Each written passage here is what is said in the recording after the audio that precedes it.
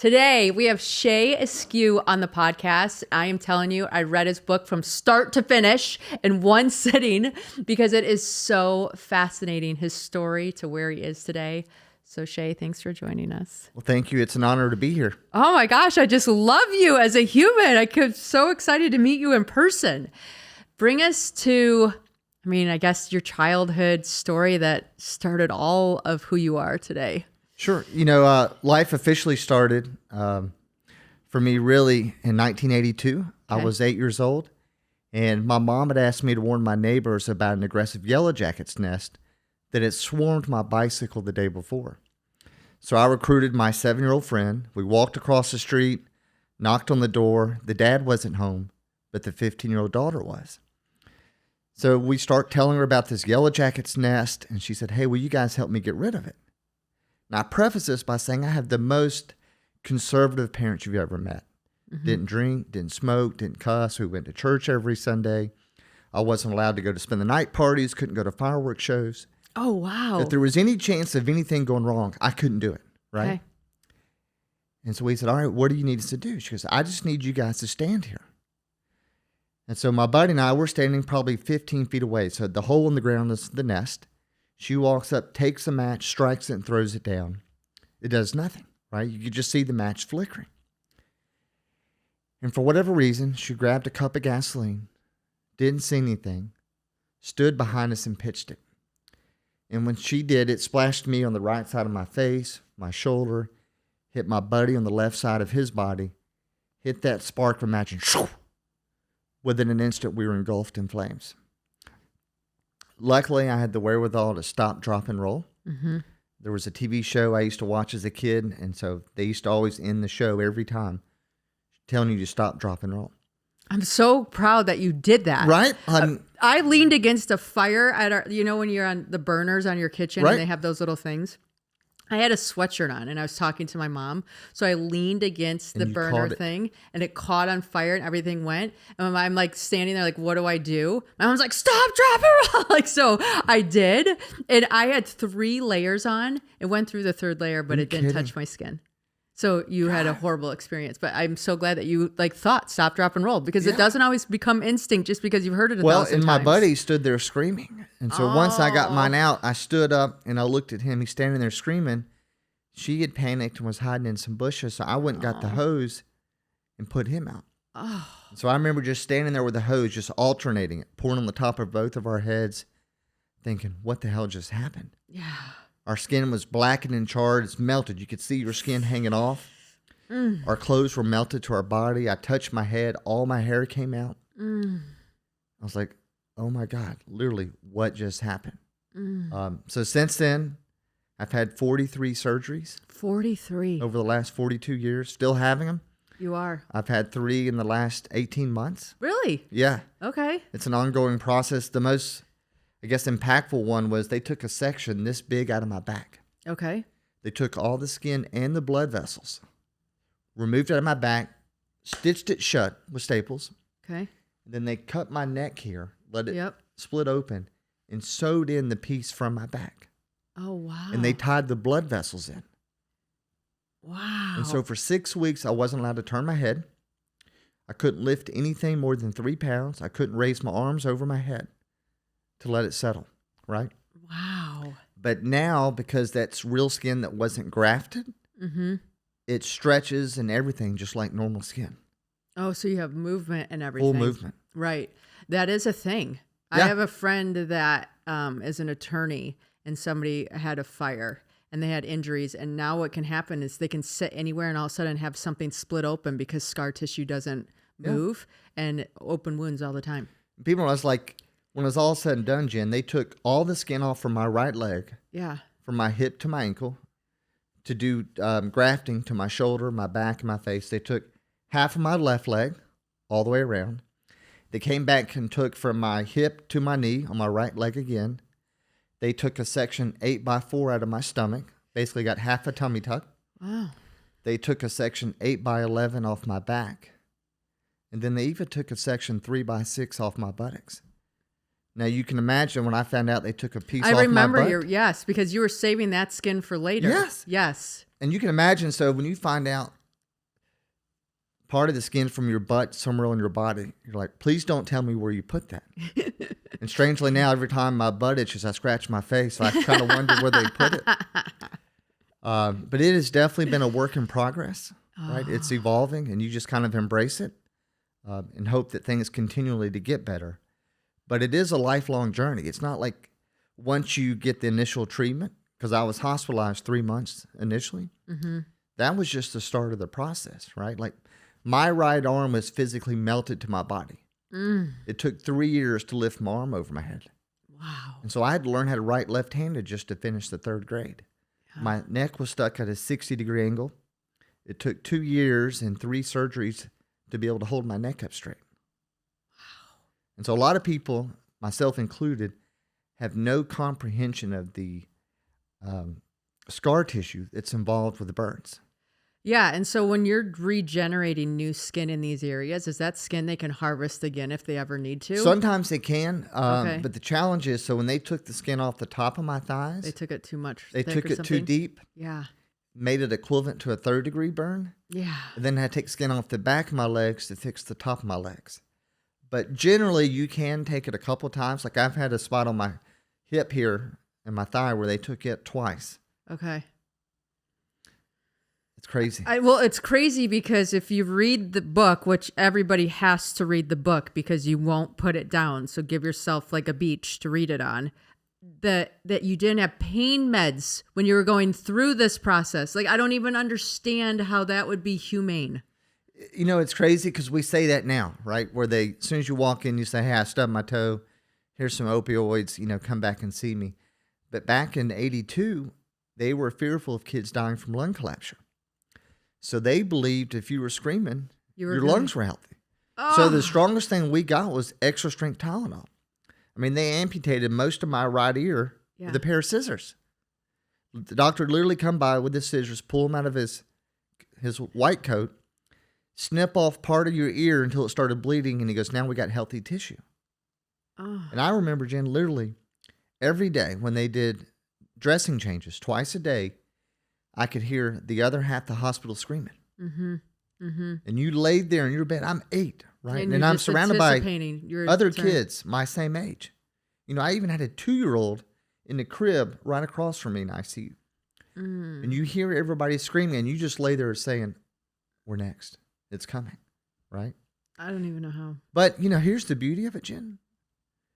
We didn't come out with any addictions to painkillers.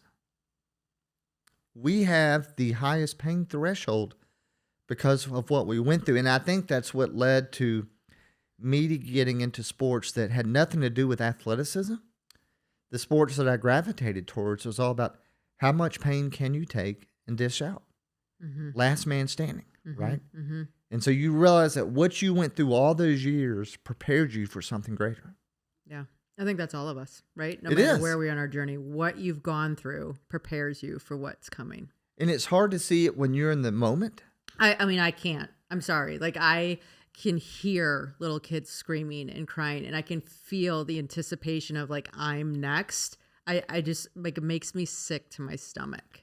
What's hard, so you think about what I went through, but think about what my parents went through. Right, because they can't do anything. You're helpless. And your kid is suffering. You see them screaming. Like, my mom watched them cut part of my ear off with the scissors, right? And that's the thing. Like, we almost lost one of our kids. And to me, there's no pain like watching your kids suffer. Like, we would all go through anything. Right. For our if kids. It meant our kids didn't have to go through it. Yep. 1,000%. And that's the part when you look back, you're like, man, how tough were my parents to go through all that? Mm-hmm. Well, and your mom, because your mom came with you to the hospital. Yeah. She stayed up there the entire 3 months. Yeah. And so we were 500 miles away from home. Yeah. And that's what a lot of people don't realize. So I never had friends coming by to see me every day and family. Like, they would come up once a month. Yeah. But it's 500 miles, 8 hours each way for them to come see me. And so my dad would drive every week, 8 hours, see me, then turn around and drive back on a Sunday so he could be at work 8 o'clock on Monday. I don't have a place for it. I'll never have a place for it. It hurts my heart so much at some level. But you realize we're so much more capable than we think we are of enduring things. Yeah. And you never know till you're in the moment. Like people say, I could never do it. I was like, you don't know that. Right. You'll do what you need to do When in the you're moment. deep in it and you're like, hey, my life depends on this, you will find a strength you never knew existed. Yeah. And that's what you wish people could tap into Right. without having to go through that trauma. Right. I know that's what you do, and it's what I do. It's you hope to share your story so that people can realize, hey, look, I'm capable of some pretty amazing things, but I'm about to suffer a little bit and sacrifice and be uncomfortable. But when I do it, life will never look the same. You can't go back once you've experienced it. Right. No, it's so true. And it gives you a different level of confidence because you've been there.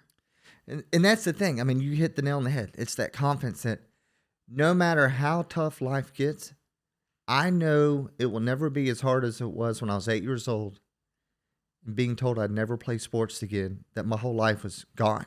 Right? I know, because you were a super athlete, student, star, and all the things. And then this changed everything that fast. Yeah. I mean, there was no preparation. There was nothing that could have possibly prepared me for going through that. Mm-hmm. Right? Right. You can't prepare yourself for that. No, not at all. But all you know is, hey, look, if you want to have a life again, like you just got to suffer and get through it.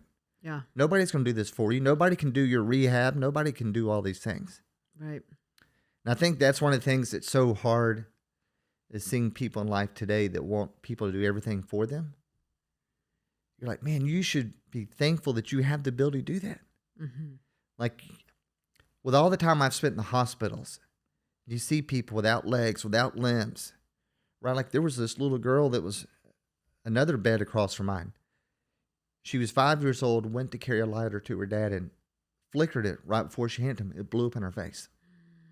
Yeah, and she barely had a nose bone, right, or something. She had no nose, 2 holes. It melted her face to her chest, little nubs for fingers, but she was always smiling. No. And I told myself, don't you ever complain. Yeah. If she can smile, what the hell is your problem? Yeah. Right? And that's what I realized is no matter how bad it gets, somebody's always going through something worse. Mm-hmm. Right? And you know this, right? As a mother of 7, as a father of 5, when my kids are acting up, like, ugh, I can't take it. You're like, how many people that lost a child, that can never have a child, would love to have 5 bratty kids? Right. Like it's truly a blessing. Right. No, 1,000%. It's our perspective, right? It's always our choice and our perspective and how we look at this thing and what we can do with it. Yeah. Like when my knees hurt, I'm like, how many people that lost their legs would love to have achy knees? Mm-hmm. Right. And that's what it is. Everything in life is about perspective. Mm-hmm.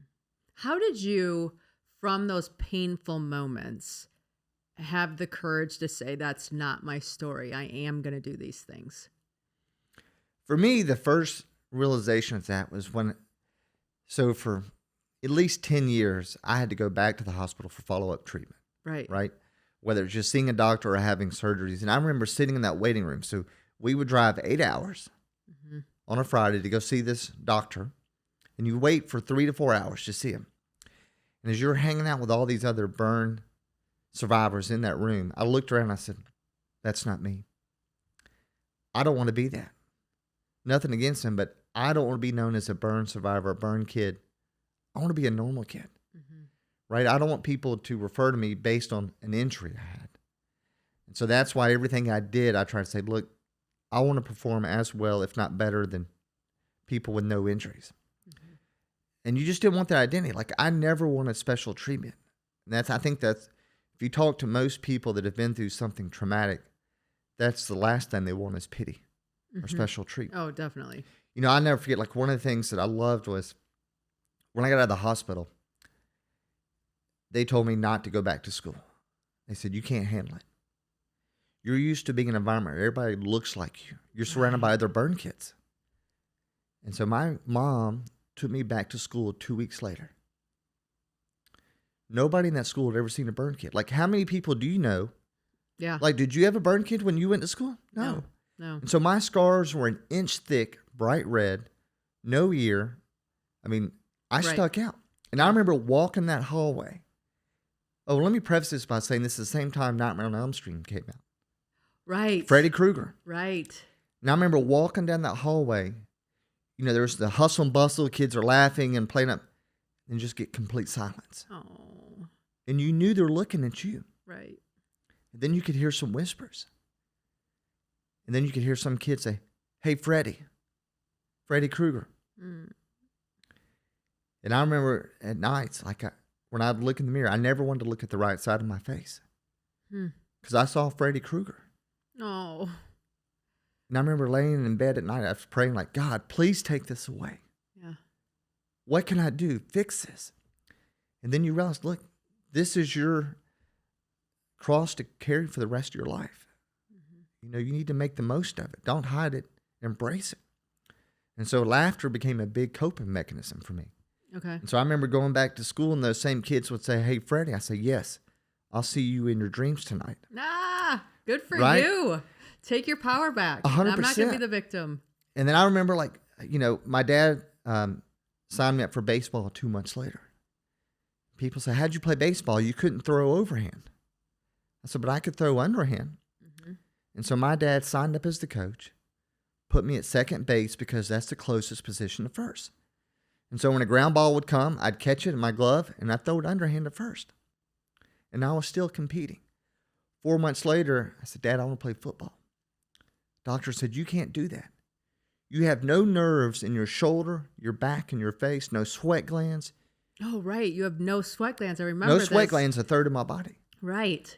And they said, if you get cut, you could bleed out and not even be aware you're cut. Oh, wow. And so my dad customized my shoulder pads so I could take the extra hit. And I can tell you with absolute certainty, I was the worst kid on that field. I got my bell rung. But for those 2 hours every Saturday, I felt like a normal kid because nobody treated me special. Right. And that's all you ever want in life is just give me an opportunity. I don't really care how good I am. I just want to get out and compete, right, and do my best. Mm-hmm. And for me, that's what kind of set the tone for the rest of my life is you realize if you just show up and keep showing up every single day, you're going to have a pretty amazing life. Yeah, that consistency. Right? But most people quit. Yeah, it's just the teeny tiny little things that accumulate over time. Right. And I was one of those, I was fortunate that I sucked. Right. So all I could do was go up. But some people are good. And so when they start declining, they're like, it's not for me. Right. But if you're not an athlete and then you're given that arena and you see that improvement slowly, again, it didn't happen overnight. It took probably at least 8 years before I felt like a true athlete. Really? Right. And that's when I started wrestling. I got into wrestling in middle school. Mm-hmm. And it's one of those you felt like the playing field was leveled. Right. Like I'm a small guy. And I'm finally competing against somebody my size. Within 5 pounds, nobody cares how fast I am, how strong I am. It's how much pain can I dish out? How much can I take? And I was pretty confident I could take a lot of pain. Mm-hmm. I would say so. Right. Wow. Okay. So do you think... Were you an athlete before the burn? I was. Okay. And so your dad was instrumental in helping you get back into that and saying like, hey, I'm here for it. I'll even coach. I'll even modify things. And 100%. Like I got a very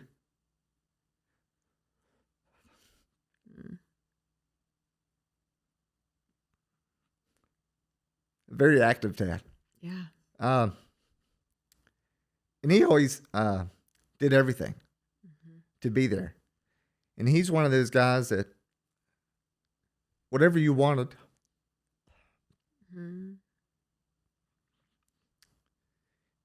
he tried to do it for you, right? Mm-hmm. But what I loved is he didn't show sympathy. He's like, hey, son, you can do it. Yeah. You just got to work harder than everybody else. And that's what you learned early on, right? So every time I said, Dad, I want to do this, he goes, all right, let's figure out a way, right? Oh, that's awesome. And it was never about how good you were. It's like, hey, did you have fun? Yeah.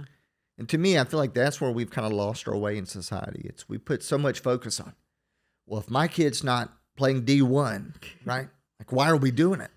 I mean, I get parents yelling at 10-year-old soccer at their kids. I'm like, why are you yelling at them? Yeah. Oh, yeah. I have daughters that are 11 years old and they're like having us travel out of state for tournaments. I'm like, we're 11. Yeah. Like, we're not. So I'm sorry. This is the level that they're going to commit. We have family weekend stuff too. Yeah. There's no scouts here. Yeah, exactly. Right? At 11. Like I'm still helping her do her ponytail before the game. Yes. Like, why can't we just have fun? But yeah, so, I mean, he was very instrumental in like, hey, let's not make excuses. If you want to do it, let's do it. Right. Mm-hmm. And that's where I feel like life's really opened up for me because I don't feel like I had that fear of failure that so many people experience. Yeah, or you just experienced something so extreme that nothing could compare. 100%. Like I was at the bottom of the bottom. Yeah. Right? Like, right. How could this be any worse? Right. I could handle being the worst on the team. Yeah. And There's then slowly such an over advantage time, to that, right? There's such an advantage to being the underdog and being, hey, I'm going to work my way up to this thing and just tracking little progress along the way. I mean, the tiniest bit of progress gives me momentum to go. 100%. And it's the naysayers that fuel you. Oh, yes, please. Right. Feed it to me. And I still remember, like, those doctors in 82 saying, hey, you'll never be competitive in sports again. Yeah. I remind myself of that all the time. When I'm going through this intense training for Ironman, I'm like, hey, you are so blessed to be able to do this. This suffering you feel, this is a gift. Yeah. Right? They told you you'd never do this. Right. And I think that's one of the things that, based on everything you've done, it's people love to take their limitations and feed them to you and project it on you. Yeah. Right? So they were scared. They experienced failure. And so they don't want you to experience it. So they want you to feel like they feel. I'm like, look, you keep your baggage. I don't want any of that. I'm not saying I won't fail, but it's not because of lack of effort. Yeah. And I'm going to keep retrying. Yeah. Well, when I got into my car accident, I remember the guy peeling back the windshield and he was yelling, but I was hearing it, but I wasn't registering that he was talking to me. And then finally, like we locked eyes. He's like, "Are you okay?" And I looked at him and I thought, I must not be, because this guy's facial expression is not awesome. And my body felt warm and I was so afraid to look at my body because I'm like, why am I feeling warm in these spaces or whatever? So I closed my eyes and I remember like trying to wiggle my fingers and toes. And I'm like, I can feel my fingers and toes. I can feel my fingers and toes. He's like, then I think you're going to be okay. And it was that lesson right there that the universe is going to tell you whatever it's going to tell you. You're the only person that can take inventory and say, am I okay or not? And getting out of the story of what's being written around you and just connecting back to your body and saying, yeah, no, I can feel my fingers and toes. Like, I'm okay. Let's go. Yeah. And I think, Jenn, a part of it too is these insecurities that we have. We project them, and so other people feed off of it. And so I realized as a kid, hey, look, once I was comfortable being burned and not having an ear, then everybody else was too. But when it bothered me, they fed off of it. They could tell it bothered me, right?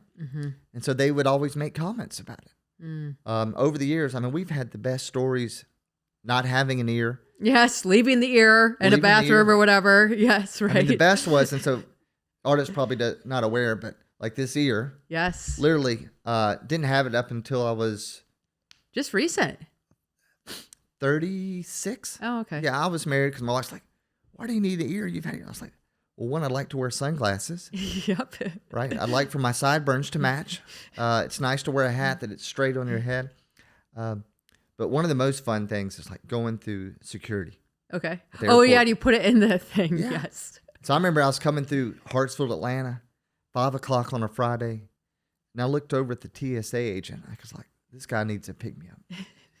And so literally I took my ear off and I put it in the tray, sent it through the scanner, and you could see this guy, he's looking and he's panicking. He's like, what's going on?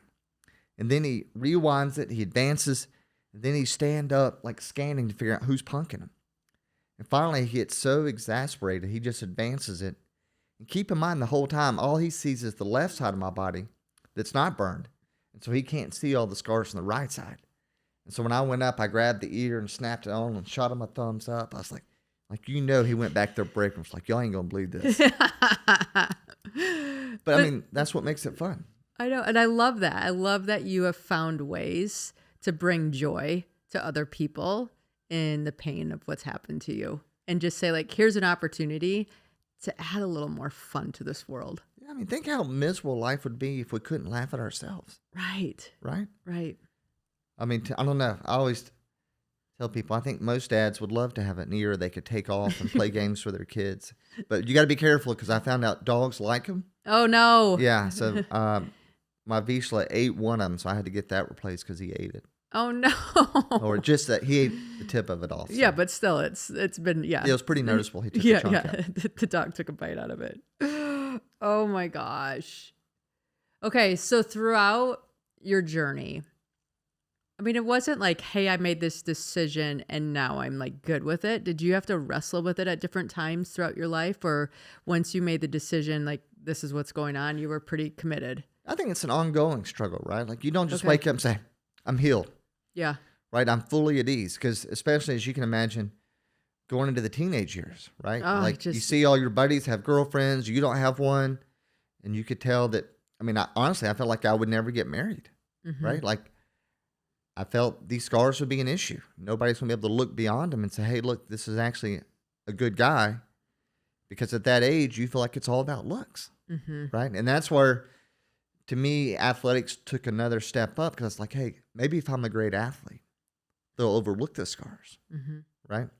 And so that kind of became my outlet. Like, hey, look, I'm going to throw myself head first into wrestling and let that be my outlet. And that was your outlet. And you had a great coach, too, which I think played a big instrument. We had a Hall of Fame coach. We won state every year I was there. They won it 3 years after I left, so 7-time state champions. Wow. And he was a man of God, too, which was huge, right? Because he's one of those guys, look, we're going to outwork everybody. Yep. We're not cutting corners. We're doing it the right way. And that's what I loved. Like, I still keep in touch with him today. Just an amazing man. But he set a great example for all of us. Yeah. And now you get to set a great example for everybody else. We do our best. We fall short, but we hopefully more good than bad. Yeah, I think that's all of us. We're just here being the human that we are and allowing the human experience to unfold. And that's the bad part too, is, with social media and cell phones and all this stuff, like, back when we were growing up, nobody captured anything. Right. And so thankful for that. Right? Yes, very thankful. Yeah. But now you could have one bad moment. It could ruin your whole life. Like, we all made a lot of bad mistakes as kids, but nobody captured it with a cell phone. And sadly, now our kids are living with that, hey, one mistake, somebody puts it on their cell phone, or they captures half of it, right? It doesn't even represent what really happened. They catch a small glimpse of that, and they could ruin your life. Yeah. I mean, it's a lot of pressure for kids. It is a lot of pressure. It's a different world, for sure. But that's also the message we give our kids, like, hey, keep this in mind. Like, you got to always be careful how it's going to look if somebody, because somebody relayed this to me one day, that if the newspaper just showed up right now and took pictures, what would they see? What's the story you're going to tell your wife and your kids? Does it speak for itself? So just be mindful of that when you're out with your buddies or out at work, like, because that very well could happen. Definitely. Now, how did you meet your wife? I met my wife. I was in grad school. I was getting my MBA. This is in my second year. And she worked at the Student Athletic Center at the University of Tennessee. And I'd go work out in there, and it was like her and one other girl. There's like 80 guys working out, right? Like, we're all flexing, trying to show the big biceps and how much we could bench press, and they're totally blowing us off. But what I learned was she was best friends with one of my fraternity brothers. Yeah. And so I was talking to Kevin one night. I said, hey, let's call Brooke. We'd had a few beers that night. She answered the phone, and we're talking, all three of us, right? Like, he and I are sharing one phone because we didn't have cell phones, right? Yeah. And she was in the dorms. And it went well. And so a couple of days later, I said, hey, man, will you share her number?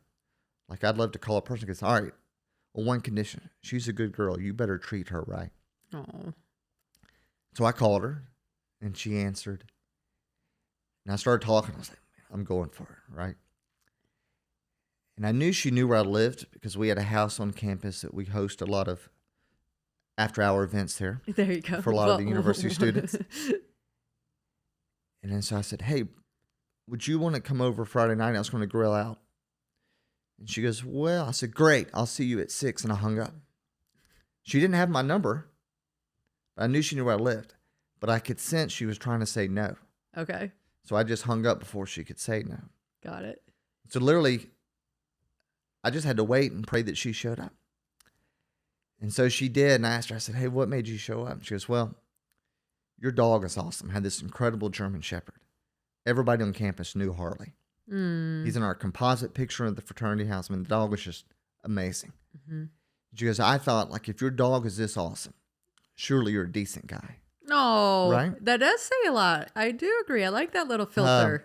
And so we made it through that first date, and then the first official date where she agreed, and I let her answer. We were going to the restaurant, and as we were getting onto the expressway from the ramp, somebody rear-ended us at like 40 miles an hour, and I had a big OJ Bronco. It blew out the whole back windshield. Oh wow! And I was one of those singular focus. I was like, "Are you kidding? Like, I don't get many dates. Yeah, like this is one, and really now of all times to have an accident." And so the cop shows up, and I said, "Sir, look, you can tell it's not our fault. The restaurant closed at 9. It's like 8:30 almost." I said, "Can we head on?" He goes, and I told him, I said, "It's my first date." And he goes, "All right, you're safe. Go." So we get to the restaurant. The kitchen's closed, but they let us get dessert. We had a great time. Dropped her back off at her dorm. Went back home. Next morning, I called her. I said, "How you feeling?" She goes, "I have whiplash." And then I went out to get in my truck. I had a hole in the gas tank. Oh, wow. So I'd been driving around on our date, leaking gas the whole night because I didn't want to miss our date. I love this. Right? Yes. And so friends are like, hey, that kind of cemented y'all's relationship. Yeah. Right. So we've been married 21 years as of a week ago. Congratulations. Thank you. Yes. 5 kids. So, yes. Fake it till you make it, as they say. So I feel like I renewed that relationship for one more year. So yeah, there you go. It's been a fun ride. Oh, that's amazing. It's amazing.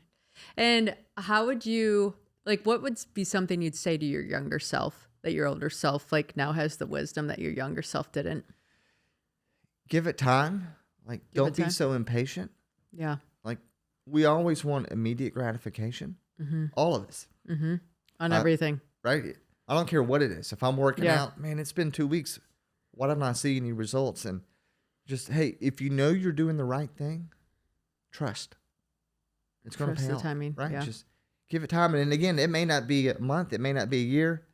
It may be 10. It may be 15 years. But just know if you're doing the right thing, that compounding effort of doing the right thing over and over and over again is going to set you apart from everybody else. And when I look back on things that I've been fortunate to be a part of, it was never because I was the best or the greatest. It's just because I tried to do the right thing, and then people would enter my life and present opportunities that you couldn't say no to. Yeah. What, did you guys stay in Tennessee after you got married because you met here? No, so it's crazy. So when we got engaged, we lived in different states. I lived in Atlanta. She was still living in Knoxville. Okay. And so we waited till we got married to live together. Okay. So once we got married, she moved to Atlanta. Okay. We lived in Atlanta for 7 years. Yep. And then when that big recession hit 2008, crime, we lived downtown, right? It's a regentrification neighborhood, but it's the only place we could afford to buy. We bought a foreclosure, fixed it up. But then there were 2 attempted rapes in the neighborhood. Oof. We're like, we're out. Yeah, done. We're not waiting this out. We're out. Yep. And what's crazy, they were breaking in while people are home during the day. Oh, wow. And all I could say is how could I live with myself if something happened? if something happened? Mm-hmm. And so we moved to Franklin, Tennessee. Okay. Her mother was a widow, had 4 empty bedrooms. She goes, hey, why don't y'all come live here till you figure out what you want to do? And so I was commuting to Atlanta every week. Oh, wow. Because I had a job. Right. But long story short, I was able to navigate and get a job into healthcare. Okay. And have been in healthcare for the last 14 years. Wow. Which has been a game changer. And Jen, it's funny, again, you can't script this, right? Right. My undergrad degree is wildlife biology. Right. You did a bear stint somewhere. I spent 6 months living in the woods, trapping bears for a living, doing research, $75 a week. Right. And it sounds great when you're 22. Of course. Until you realize you see no women. Yes, exactly. So you and a couple Bears dudes, are not going to do it for you. You and a couple dudes, no TV, no telephone, no air conditioning, and that's right. This is more of a hobby as opposed to a career. So then I went back and got my MBA. I was like, hey, I need to get a real job. But I think that bear trapping is what got me into the MBA program. Really? Because you stood out? I had no professional work experience. Right. Right. And they liked diversification. Right. You brought it. And I'll never forget the lady that was over admissions, Donna Potts. She called me later that evening after my interview. She goes, "Hey, the dean would like to meet with you. Can you come meet with him?" I said, "I'd love to, but I promised my best friend I'd be at his graduation. He's walking the aisle here in 2 hours. I can't make it."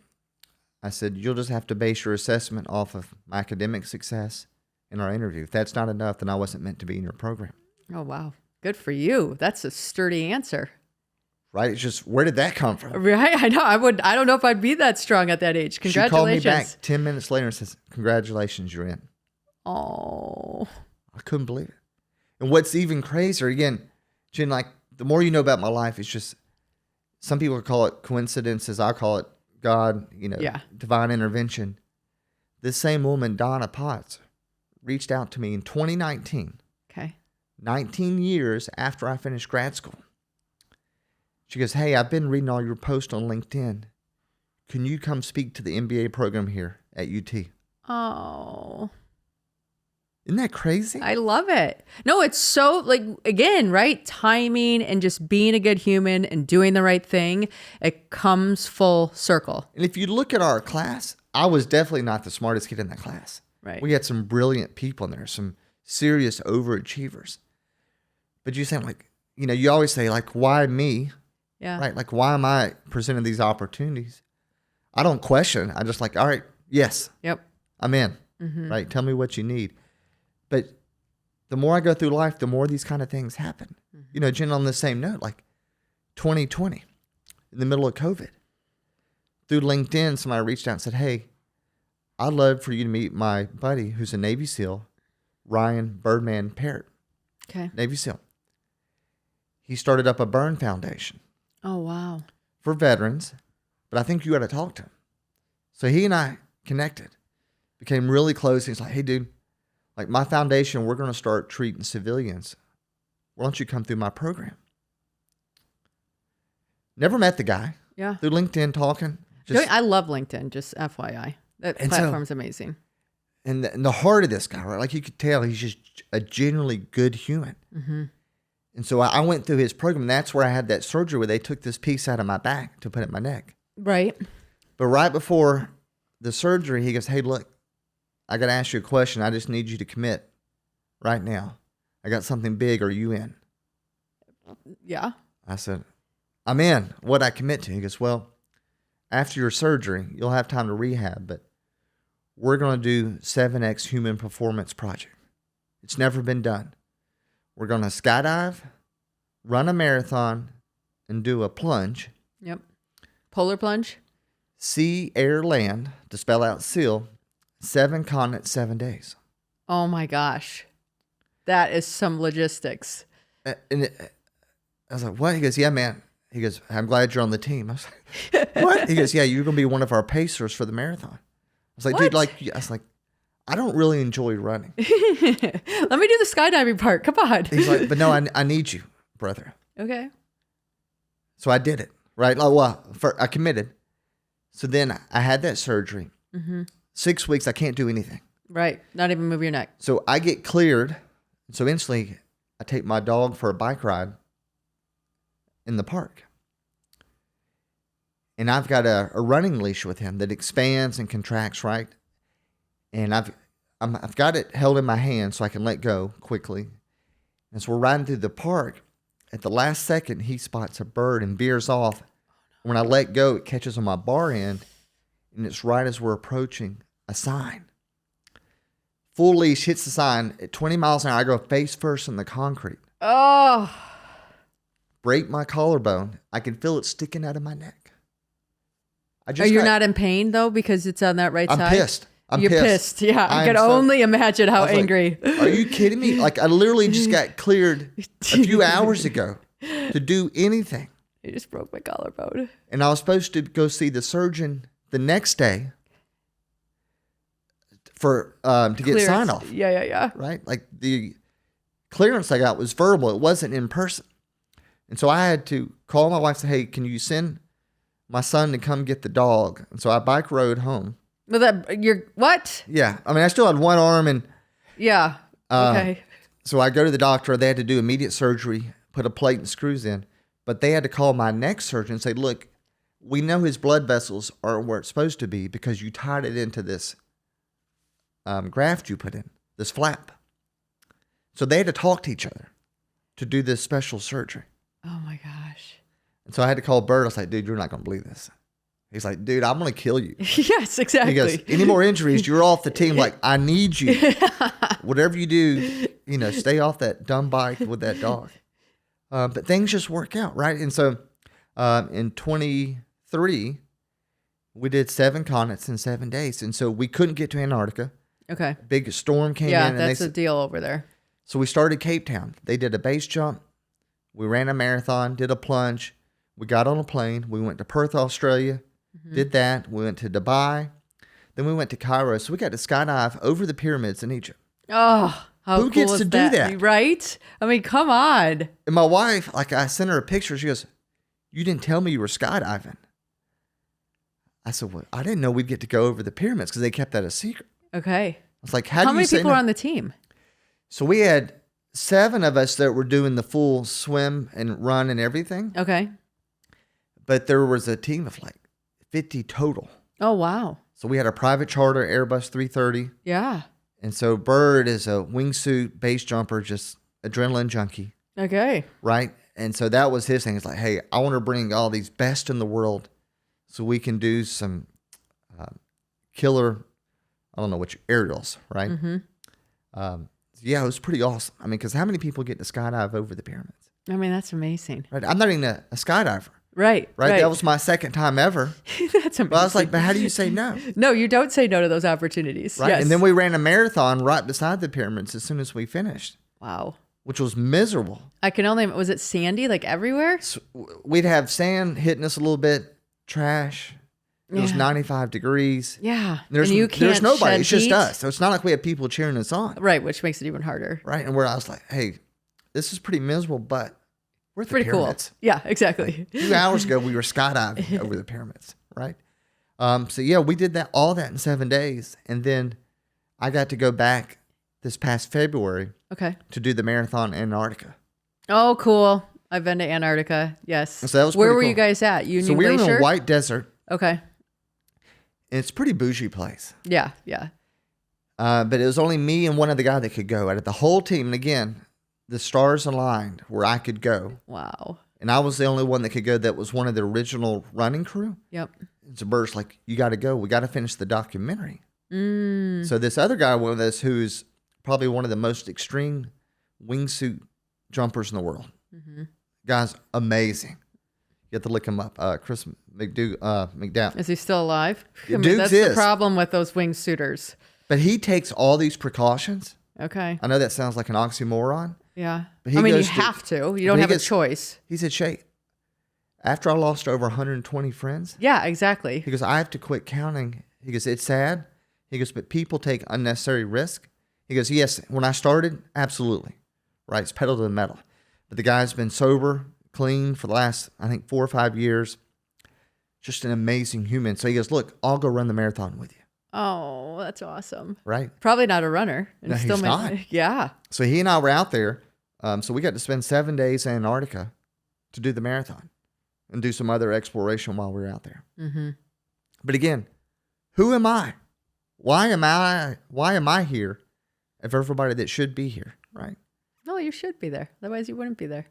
It's just, Yeah, just stepping into that power. I mean, it's amazing when we really unlock our authentic selves, what doors open and what opportunities show up. It's crazy because, again, if you'd asked me when I was 8 years old, 15 years old, hey, would you ever see yourself doing this? Absolutely not. Yeah. Right? But you just keep living your life saying, hey, I want something better. I don't want to be known as, the survivor, right? I want to be known as an athlete and do cool things, and then things come your way. Right. What do you feel, because you didn't see that at the beginning, but do you feel visualization plays a role in anything that you're doing now? Or are you just visualizing a better future? Because for me, when I'm climbing mountains, I'm visualizing like what it's like at the top and coming back down. And so then when I go to do it, it's like I've already done it. Right. Yeah. Visualization is big for me now. Okay. But right in those early years. Yeah, no way. It was more about just a celebration that, hey, I'm able to do things they never told me I could do. Right. Right. Like you were just so happy that, hey, I can actually lift my arm overhead. Yeah. Like I remember my parents had to help dress me because I couldn't button my shirt by myself. I know, at that right? age too, yeah. So that's where things change over time. Like once I got into high school and college, that's when I really started visualizing what success looked like. Mm-hmm. And that's kind of morphed into, adulthood. One of the things, like when I got into Ironman racing, that's where you realize the power of, hey, look, if this is what my goal is, how do I map that out? What do I need to do today? Because I tell her about, like, I've got a 30-week plan. I could give you, you can go from couch to Ironman in 30 days. Because 30 weeks. Yeah, 30 weeks. Did I say 30 days? 30 yeah, like 30 days you're going to be hurting. But it's one of those, because if you ask just a normal person, could you do an Ironman? No way. I can never do it. So tell you what, tomorrow, if we met for 20 minutes, could you run, walk for 20 minutes? We're not judging on speed. Can you run, walk for 20 minutes? Absolutely. Mm-hmm. What if we met the next day? Could you ride a bike for 45 minutes? Pedal, coast. Again, we're not judging on speed. Can you just ride a bike for 45 minutes? Absolutely. I said, in 30 weeks of that progressive building, you'd be an Ironman. Yeah. And that's the thing. Like, we can't ever do that in life. All we see is that big goal, and we're like, I'll never get there. Right. Just like raising kids. If somebody said, here's everything you need to do to raise kids, count me out. There's no way in hell I could ever do that. Exactly. But once you're in it, you can't quit. You don't have a choice. There's no going back. Right. Right. And I said, if you approach life like that, knowing, hey, if I just always say, I'm going to win today, just get through today. Don't worry about next week. Can I get through today? You'd be amazed at what you can accomplish. Yeah. No, I agree 100%. Like I got into cold plunging. Oh, I'm so addicted. I hate it. I love it. I do. I hate cold water. I do. But I have like forced myself to do it, and I just do it. I have to do it every day because if I take a day off, the next day is so much harder than I'm just doing it every day. It just makes it that much easier in the long run. But it's those little things that you just make a habit and you don't even think about it and you get it done. Everybody keeps telling me. It's a thing. I'm scared. I'm scared to take that one on. Oh, you can't even feel it on half your body. You're not allowed to say that. I don't know. It's I just hate cold water. Yeah, I get it. Everybody swears by it. Yeah. So I don't know. So how do you set and adjust your performance goals? Like, are you reviewing those regularly? Are you setting them? Are you just saying like, hey, I'm just giving it my best each day? Or what's that strategy? So one of the things I realized when I decided I wanted to get more competitive in Ironman, mm-hmm. like I did my first triathlon ever was a half Ironman. Mm-hmm. And I did that doesn't say anything about his personality. I don't know what does. My first triathlon ever was a half Ironman. Okay. But I did it to honor somebody that we lost. Yeah. To colon cancer. He was one of the original 13 Ironman finishers. Mm. And this guy, like when I first met him, I was in the locker room. I worked in a big high rise in Atlanta. And so every day at lunch, I go down there and work on chest, biceps, right? You want to look good in the t-shirt. I was 33 at the time, and I'll never forget this burly 65-year-old man walks up. He's got a flat top, and he goes, hey, tough guy. I said, you talking to me? He goes, yeah, I'm talking to you. Keep in mind, Jen, I was 30 pounds bigger, right? It wasn't all muscle. He goes, hey, why don't you come in here in my little boot camp class? Just me and a bunch of ladies. Right, yes. Won't be anything for a guy like you with all your muscles. And I'm like, dude, whatever. Completely setting me up. Yes. I walk in the class. Sure enough, it's me and all women. Yep. First 10 minutes, I'm in tears. It's all core, right? Like we're doing leg lifts, planks. I'm like, and then we get down to push-ups at the end. We're doing 4-count push-ups. He knew I was hurting. He drops down beside me. He's like, let's count them out. 1, 2, 3, 1. 1, 2, 3, 2. I can't keep up with him. He goes, Eskew, ponytails is kicking your butt. Pick it up, boy. And all you could say is, yes, sir. And I went home and told my wife, I said, I just got my ass kicked by a 65-year-old man. He doesn't know who he's messing with, right? And again, I didn't know he was one of the original Ironman finishers, or that he did one at 62, or that he was running 8 to 10 miles every day. I mean, the guy was just legendary.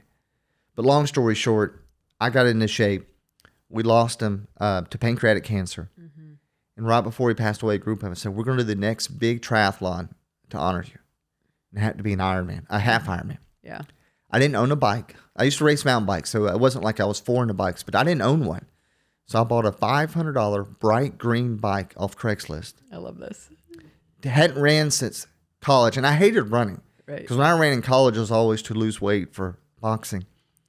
Didn't know how to swim. Like I knew how to swim, like Marco Polo. I wrestle water. Like Yeah. swimming is my hardest part. Yeah, it's just not smooth. I'm like, I'm not sinking. graceful. Yeah, there's nothing beautiful about my stroke. But it's one of those, and so I did the training I thought I would need, right? Got through it, and after we finished the race, we're all sitting around having a few beers that night. Somebody goes, let's do the same race twice, full Ironman, 4 months from today. So I went home that night and signed up. Oh my gosh. And nobody else did. Oh no. Nobody else did. So I was like, man, I need to do something a little different. So then I bought this book called Be Iron Fit by Don Feek. Followed the book religiously. The day before the race, I ran into Henry. He was the guy that died. I ran into his daughter the day before the race. And she goes, Shay, you know Daddy's going to be watching you. No. I said, I know. And she goes, no. You know this is the 1-year anniversary of Daddy passing away. Right. I didn't know. I just went with what I felt, right? There was the spirit of me telling me, hey, do it. Do it. And you never know what's pushing you. You just feel it. Yeah. And so at that first Ironman, I did it. I finished 10 hours, 31 minutes. That's impressive. I was like, I'd only been racing 4 months. Yeah. Right? Yeah. Like, Didn't know what I was doing. I was like, wait, maybe I'm pretty decent. And so the next one I did, the next year, I got second place. So, hey, maybe I should start training a little harder. And long story short, I wound up getting a coach. The guy's amazing. He's coached Olympians. And so he writes every workout, right? He writes it in Training Peaks. And so I'm one of those, I can follow instructions. Yep. Right? To a T. Yep. And so I looked at the app, and so I follow the app, and then it syncs to my Garmin watch. So every workout I do uploads, and I know he's watching. So I'm like, man, I don't want him to know that I didn't slacking. get enough sleep, or I didn't do this, or the accountability factor is next level because it gives you all your secrets. But what was interesting was right before I engaged him, because then I was still self-coaching, asking people, and I was fortunate enough, I went to Kona, competed in the World Championships there, and then I went and competed at the 70.3, which is half Ironman, World Championships in Mont-Tremblant, Canada. And so we're at that race site. We just had our 5th kid. Because I told my wife, I said, I'm done with the full Ironmans. It's just not fair to you. It's too much training. But the halves were very manageable. Yeah. And they said, next year's site will be Zelensee, Austria. And she looks at me and she goes, you better qualify. She said, I don't care what it takes. I put up with your shit. You better make it happen. I was like, hell yeah. I'm in. Whatever it takes. And so literally that's when I went and engaged my coach. And nothing's like, I've qualified for Worlds every year since. So that was 2013. Wow. And so like we're leaving for New Zealand in December to go compete. Amazing. And so I always tell her, like, hey, babe, you know I'm doing this for you. Yes, totally. So you get to see the world, honey. Right? She's like, whatever you got to say. You know, don't kid yourself, but okay, this is great. That's awesome. But I mean, that's, to me, it's a big part is having goals. And so every year for me, the goal is to qualify for Worlds. But I try not to get too wrapped up in it, but I just love competing, right? And it's not about beating other people. It's like, you know, I'm 50. And so you want to feel like you still have some gas in the tank. And so this year, turning 50, I wanted it to be a big year. And so that's why the Antarctica Marathon was a big deal. Yeah. On my 50th birthday, we climbed Mount Kilimanjaro. Oh, how fun. I did Kilimanjaro this year, too. Yeah. So I got 8 of my buddies. I said, hey, guys, let's go celebrate my 50th. And they're all the same age. They're like, hell yeah. Right? So it was so cool to have your buddies with you on top of the world celebrating your birthday. I was like, most people will be at home eating cake and barbecuing. Yeah. It's like, who wants to celebrate like that? I love it. So it's always something. But what I'm trying not to do, and I struggle with it, is don't get caught up in one-upping yourself. Mm-hmm. Mm-hmm. And so the things that I've done, I've never sought any of these out. Like the 7X human performance, I didn't seek that out.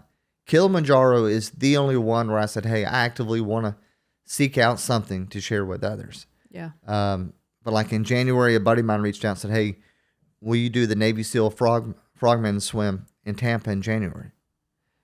I was like, man, I hate swimming.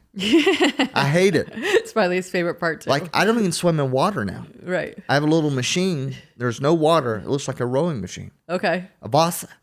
And so all my swimming is on this machine. For the last 2 years, except for 2 pool swims, have been on a machine. Oh my gosh. So now I got to get in shape to go swim 3.5 miles in the ocean. Yeah. But I think I'll do it. I mean, I know I'll get in shape. It. Yeah, exactly. You need a challenge like that. And that's what I told my wife. She's like, why the hell did you do that? It's like, one, my buddy Ted asked, like, I didn't want to tell him no. It's for a great cause, right? But also, these are the things that kind of force you to do the things that you should already be doing. So this is going to force me to become a better swimmer, or I'm going to be absolutely miserable. Yep. And you get to control that story because you get to prepare. 100%. Yeah. Amazing.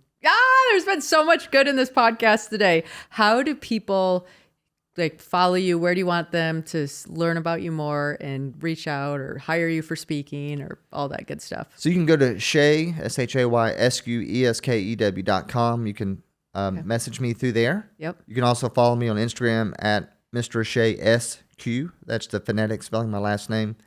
Those are the 2 easiest ways to get me. Okay. Perfect. Thank you so much for sharing your stuff Hey, this today. has been a blast. I love it. Thank you. Could do it all day.